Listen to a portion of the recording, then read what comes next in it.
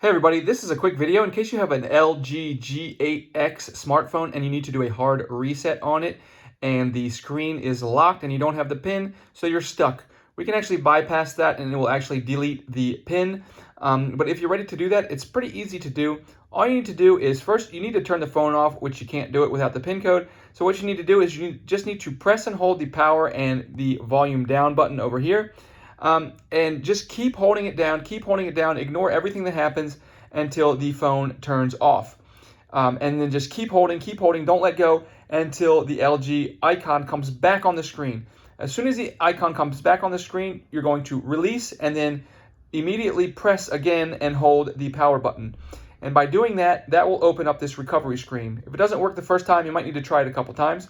And all you're going to do from here is say that you want to, it says, do you want to delete all user data? You're going to say yes. It's going to take you to the next screen. It's going to ask you to confirm it.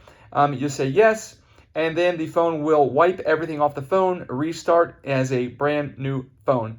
And that's really all there is to it. But if you're still here, I just have one more thing to say. If you are in the market for a credit card, Chase is giving away $200 just for signing up for a credit card for free.